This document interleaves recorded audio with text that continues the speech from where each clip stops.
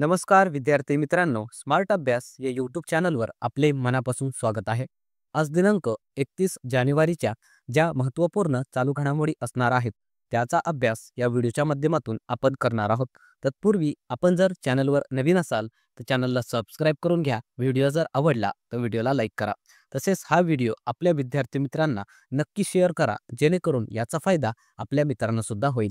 चला मग सुरुवात करूया आजच्या महत्त्वपूर्ण चालू घडामोडींना. आणि पहिला प्रश्न असणार आहे की 2025च्या भारत पर्व महोत्सवात महाराष्ट्राचे कोणते चित्ररथ सहभागी झाले होते. ऑप्शन्स या ठिकाणी देण्यात आले आहेत. याचे योग्य उत्तर असणार आहे ऑप्शन नंबर सी, मधाचे गाव. हे नुकतंच जे काही भारत पर्व महोत्सव झालेला आहे त्या ठिकाणी महाराष्ट्राचं चित्ररथ होतं. त्याविषयी काही पॉईंट्स लक्षात ठेवायचे आहेत. तर हे जे भारत पर्व महोत्सव झालेला आहे 2025चं, दिल्लीतील लाल किल्ला या परिसरामध्ये याचा कालावधी होता 26 ते 29 जानेवारी आणि याचं आयोजन हे केंद्रीय पर्यटन मंत्रालयाकडून करण्यात आलेलं होतं. या महोत्सवामध्ये महाराष्ट्राकडून मधाच्या गावाचं चित्ररथ हे सहभागी करण्यात आलेलं होतं. हे आपण पॉईंट लक्षात ठेवायचं आहे. त्यासोबतच मित्रांनो, यावर्षी जे दिल्लीतील कर्तव्यपथ आहे त्या ठिकाणी महाराष्ट्राच्या चित्ररथाला स्थान मिळाले नव्हते, म्हणून भारत पर्व महोत्सवामध्ये महाराष्ट्राचं जे चित्ररथ आहे ते पाठवण्यात आलेलं होतं. हे आपल्याला लक्षात ठेवायचं आहे. तसेच महाराष्ट्रातील मधाचे पहिले गाव कोणते आहे असा जर प्रश्न विचारण्यात आला तर आपल्याला लक्षात ठेवायचं आहे त्याचं नाव आहे मांगर, जे की सातारा या जिल्ह्यामध्ये आहे.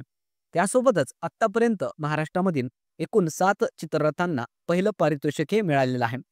हे आपण लक्षात ठेवायचं आहे कोणकोणत्या वर्षी मिळालेलं आहे. तर 1981 ला छत्रपती शिवाजी महाराज यांच्या राज्याभिषेक जे सोहळ्याचं चित्ररथ सादर करण्यात आलेलं होतं त्याला पहिलं पारितोषिक मिळालेलं होतं. त्यानंतर 1983 ला बैल पोळा या चित्ररथाला, 1993 ला सार्वजनिक गणेश उत्सव शताब्दी चित्ररथाला, 1994 ला हापूस आंबा चित्ररथ, 1995 बापू स्मृती, 2015 ला पंढरीची वारी आणि 2018 ला छत्रपती शिवाजी महाराज यांच्या राज्याभिषेक सोहळ्याला परत एकदा हे पहिलं पारितोषिक मिळालेलं होतं. हे आपण पॉईंट्स लक्षात ठेवायचे आहेत.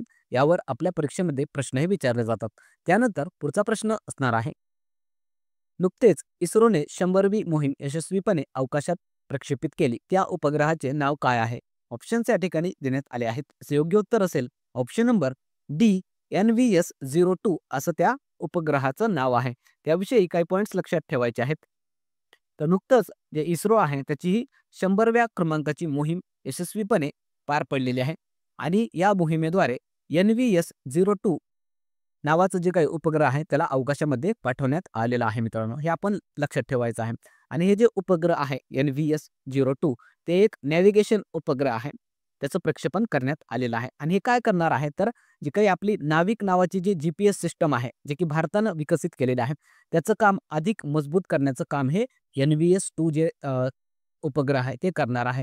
हे नाविक काय आहे मित्रांनो, तर ज्या प्रकारे आपलं सध्या गुगल मॅप्स वगैरे चालतात, जे GPS सिस्टम चालते, तर त्यासारखंच भारताने हे नाविक विकसित केलेलं आहे. हे आपण लक्षात ठेवायचं आहे. आणि यासाठी रॉकेट कोणतं होतं याला लॉन्च करण्यासाठी तर GSLV हे सुद्धा आपल्याला विचारलं जाऊ शकतं. ते पॉईंट लक्षात ठेवायचं आहे. त्यासोबतच इस्रोविषयी काही पॉईंट लक्षात ठेवायचे आहेत. चा लॉंग फॉर्म आहे इंडियन स्पेस रिसर्च ऑर्गनायझेशन, ची स्थापना झाली होती 15 ऑगस्ट 1969 ला. मुख्यालय आहे बेंगळुरू या ठिकाणी आणि सध्या अध्यक्ष आहेत व्ही नारायणन. या ठिकाणी चुकून मित्रांनो अध्यक्ष S सोमनाथ हे एडिटिंग मध्ये झालेलं आहे, ते आपण करेक्शन करून घ्यायचं आहे. तसेच जे S सोमनाथ जे मागचे आपले इस्रोचे अध्यक्ष होते त्यांना नुकतंच 2024 मध्ये वर्ल्ड स्पेस अवॉर्ड देऊन सन्मानित करण्यात आलेलं आहे त्यांच्या चंद्रयान-3 या मोहिमेसाठी. हे पॉईंट आपल्यासाठी महत्त्वाचं आहे. तसेच इस्रोच्या काही प्रमुख मोहिमा ज्या झालेल्या आहेत मागच्या काही वर्षांमध्ये त्या आपण लक्षात ठेवायचं आहे. चंद्रयान-1 मोहीम 2008 साली झालेली आहे. चंद्रयान-2 मोहीम 2019 ला, त्यावेळेस अध्यक्ष होते K-Sivan. चंद्रयान-3 मोहीम झालेली आहे 2023 या वर्षी.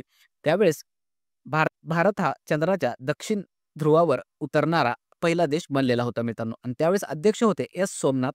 तसेच मार्स ऑर्बिटरी मिशन अर्थात मंगलयान मोहीम झालेली आहे 2014 साली आणि नुकतंच 2024 मध्ये आदित्य L1 नावाची सुद्धा मोहीम पार पडलेली आहे, जे की सूर्याच्या अभ्यासासाठी आपण लॉन्च केलेली आहे. हे आपण लक्षात ठेवायचं आहे. त्यानंतर पुढचा प्रश्न असणार आहे, भारतातील पहिले AI विद्यापीठ महाराष्ट्रात कोठे स्थापन केले जाणार आहे. ऑप्शन्स या ठिकाणी देण्यात आले आहेत. योग्य उत्तर असेल ऑप्शन नंबर ए, पनवेल या ठिकाणी. भारतातील पहिले AI विद्यापीठ स्थापन केलं जाणार आहे. त्याविषयी काही पॉइंट्स लक्षात ठेवायचे आहेत. तर हे भारतातलं पहिलं AI विद्यापीठ असणार आहे मित्रांनो, जे की आपल्या महाराष्ट्रामधील पनवेल या ठिकाणी उभं केलं जाणार आहे. याची नुकतंच घोषणाही राज्य शासनाकडून करण्यात आलेली आहे आणि हे हे जे काही विद्यापीठ असणार आहे ते जुलै 2026 पर्यंत उभारलं जाणार आहे. हे सुद्धा आपण लक्षात ठेवायचं आहे आणि या विद्यापीठामध्ये डिग्री असेल, पोस्ट ग्रॅज्युएशन असेल आणि PhDचा अभ्यासक्रम हे शिकवलं जाणार आहे. तसेच आपले माहिती व उच्च तंत्र शिक्षण मंत्री कोण आहेत, हे आपल्याला माहिती असायला पाहिजे. त्यांचं नाव आहे चंद्रकांत पाटील. त्यासोबतच जे इतर AI विषयक मुद्दे आहेत ते सुद्धा आपल्याला लक्षात ठेवायचे आहेत, ज्या आपल्या परीक्षेच्या दृष्टीने महत्त्वाचे आहेत. तर भारतातील पहिली AI शिक्षिका आहे आयरिस. भारतातील पहिली AI शाळा केरळ या राज्यामध्ये उभारण्यात आलेली आहे. भारतातील पहिले AI शहर उत्तर प्रदेशमधील लखनौ आहे. भारतातील पहिली AI विद्यापीठ हे महाराष्ट्रातील पनवेल या ठिकाणी उभं केलं जाणार आहे. हे पॉइंट्स आपल्यासाठी महत्त्वाचे आहेत, ते आपण लक्षात ठेवायचे आहेत. त्यानंतर पुढचा प्रश्न बघण्या अगोदर चॅनलवर जर नवीन असाल तर चॅनलला सबस्क्राईब करून घ्या. व्हिडिओ जर आवडला तर व्हिडिओला लाईक करा. तसेच हा व्हिडिओ आपल्या विद्यार्थी मित्रांना नक्की शेअर करा, जेणेकरून याचा फायदा आपल्या मित्रांना सुद्धा होईल. चला मग पुढचा प्रश्न आपण बघणार आहोत. आयर्लंड या देशाचे नवीन पंतप्रधान कोण बनले आहेत? ऑप्शन्स या ठिकाणी देण्यात आले आहेत. योग्य उत्तर असणार आहे ऑप्शन नंबर ए. मायकेल मार्टिन हे नुकतंच आयर्लंड या देशाचे नवीन पंतप्रधान बनले आहेत. त्याविषयी काही पॉइंट्स लक्षात ठेवायचे आहेत. हे जे मायकेल मार्टिन आहेत ते आयर्लंड या देशाचे नवीन पंतप्रधान बनलेत आणि दुसऱ्यांदा आयर्लंड देशाचे पंतप्रधान झालेले आहेत. या अगोदर ते 2020 ते 2022 या कालावधीमध्ये त्या देशाचे पंतप्रधान राहिलेले आहेत. हे पॉइंट लक्षात ठेवा. तसेच जे इतर देशांचे प्रमुख आहेत, जे नव्याने मागच्या वर्षी नियुक्त झालेले आहेत, ते आपल्याला लक्षात ठेवायचे आहेत. श्रीलंका या देशाचे प्रधानमंत्री बनले आहेत हरिनी अमरसूर्या. श्रीलंकेचे राष्ट्रपती अनुराग कुमारा दिसानायके. थायलंड देशाच्या पंतप्रधान पेटागट्टर्न शिनावात्रा. इराणचे राष्ट्रपती मसूद पेजिशकियान. ब्रिटनचे पंतप्रधान कीर स्टारमर. बांगलादेशचे पंतप्रधान मोहम्मद युनुस. दक्षिण आफ्रिका या देशाचे राष्ट्रपती सिरिल रामाफोसा. त्यानंतर पुढचा प्रश्न असणार आहे. ICC महिला चॅम्पियनशिप 2025चा विजेता कोणता संघ ठरला? ऑप्शन्स या ठिकाणी देण्यात आले आहेत. योग्य उत्तर असणार आहे ऑप्शन नंबर ए. ऑस्ट्रेलिया. त्याविषयी काही पॉइंट्स लक्षात ठेवायचे आहेत. नुकतंच ICC महिला चॅम्पियनशिप 2025ची घोषणा झालेली आहे. त्यामध्ये पहिल्या क्रमांकावर ऑस्ट्रेलिया हा महिला संघ ठरलेला आहे. याचा कर्णधार होती अलिजा हेली. टॉप क्रमवारी यामध्ये लक्षात ठेवायची आहे. पहिल्या क्रमांकावर आहे ऑस्ट्रेलिया 39 पॉईंटसह आणि आपल्या भारताचा दुसरा क्रमांक लागतो 37 पॉईंटसह मित्रांनो. आणि हे जे काही टॉप देश आहेत, हे टॉप देशांमधील जे संघ आहेत त्यांना थेट विश्वकप स्पर्धेमध्ये भाग घेता येणार आहे. मात्र इतर जे काही संघ असणार आहेत त्यांना वेगवेगळ्या लीग मॅचेसमधून पॉईंट्स वाढवून नंतर त्यांना विश्वकप स्पर्धेमध्ये एंट्रीही दिली जात असते. हे काही याविषयी आपल्याला लक्षात ठेवायचं आहे. त्यानंतर पुढचा प्रश्न असणार आहे. नुकतेच कोणत्या राज्यात गरीब व वंचित लोकांसाठी इंदिराम्मा इंदू आवास योजना सुरू करण्यात आली? ऑप्शन्स या ठिकाणी देण्यात आले आहेत. याचं योग्य उत्तर असेल ऑप्शन नंबर ए.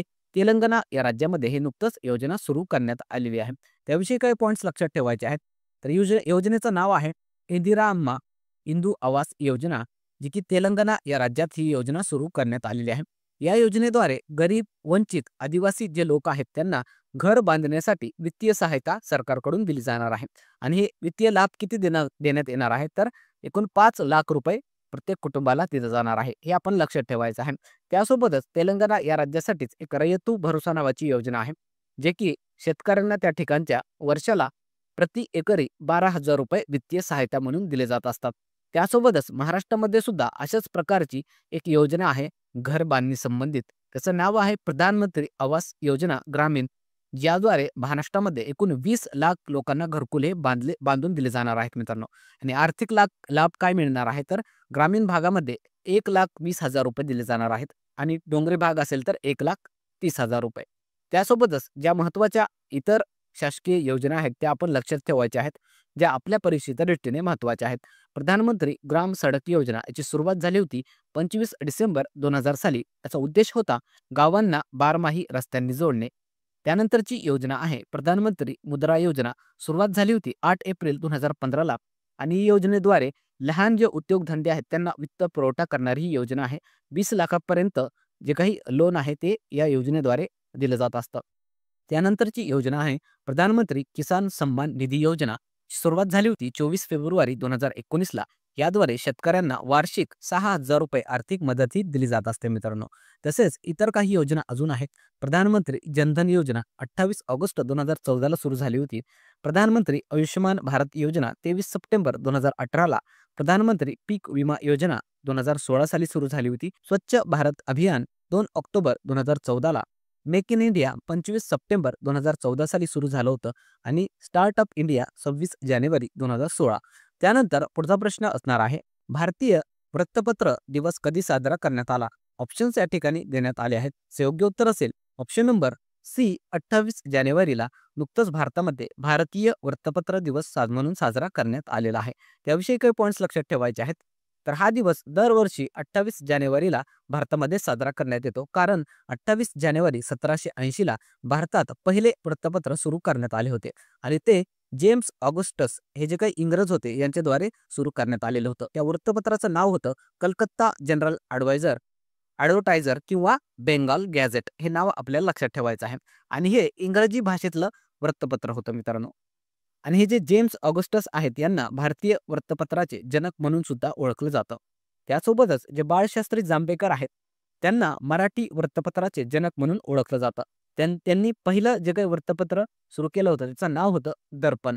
हे सुद्धा आपल्या परीक्षांमध्ये विचारलं जातं. त्यानंतर इतर जे दिन विशेष आहेत जानेवारी या महिन्यामधील ते आपल्याला लक्षात ठेवायचे आहेत. तर 1 जानेवारीला जागतिक कुटुंब दिवस असतो. 2 जानेवारीला इंट्रोवर्ट डे. 4 जानेवारीला जागतिक ब्रेल लिपी दिवस. 5 जानेवारी राष्ट्रीय पक्षी दिवस. 6 जानेवारी जागतिक युद्ध अनाथ दिवस. 8 जानेवारीला पृथ्वी परिभ्रमण दिवस. 9 जानेवारी प्रवासी भारतीय दिवस. 10 जानेवारीला विश्व हिंदी दिवस. 11 जानेवारी राष्ट्रीय मानव तस्करी जागरूकता दिवस. 15 जानेवारीला भारतीय सेना दिवस. 16 जानेवारीला राष्ट्रीय स्टार्टअप दिवस आणि नुकतंच यावर्षी पहिला लोकपाल दिवस म्हणून सुद्धा साजरा करण्यात आलेला आहे. 23 जानेवारीला राष्ट्रीय पराक्रम दिवस, ज्या दिवशी नेताजी सुभाषचंद्र बोस यांची जयंती असते. 24 जानेवारी राष्ट्रीय बालिका दिवस. 26 जानेवारी भारतीय प्रजासत्ताक दिन. परत 26 जानेवारीला आंतरराष्ट्रीय स्वच्छ ऊर्जा दिवस म्हणून साजरा केला असतो. तसेच 28 जानेवारी भारतीय वृत्तपत्र दिवस म्हणून भारतामध्ये साजरा केला जात असतो. त्यानंतर मित्रांनो कालच्या ज्या काही महत्त्वाच्या चालू घडामोडी आपण बघितल्या होत्या त्याचं क्विक रिव्हिजन या ठिकाणी आपण करणार आहोत. तर पहिला प्रश्न आपण बघितला होता समान नागरी कायदा लागू करणारा देशातील पहिला राज्य कोणता बनला आणि याचं उत्तर होतं ऑप्शन नंबर डी उत्तराखंड. त्यानंतर पुढचा प्रश्न आपण बघितला होता महिला हॉकी इंडिया लीग 2025चा विजेता कोणता संघ बनला. याचं उत्तर होतं ऑप्शन नंबर ए ओडिशा वॉरियर्स. त्यानंतरचा प्रश्न आपण बघितला होता ICC woman ODI cricketer of the year 2024 कोणाला घोषित करण्यात आले. याचं उत्तर होतं ऑप्शन नंबर ए स्मृती मंधाना. त्यानंतरचा प्रश्न होता नुकतेच महिला महाराष्ट्र केसरी 2025 ची विजेता कोण ठरली आणि याचं उत्तर होतं option number C Bhagyashree fund.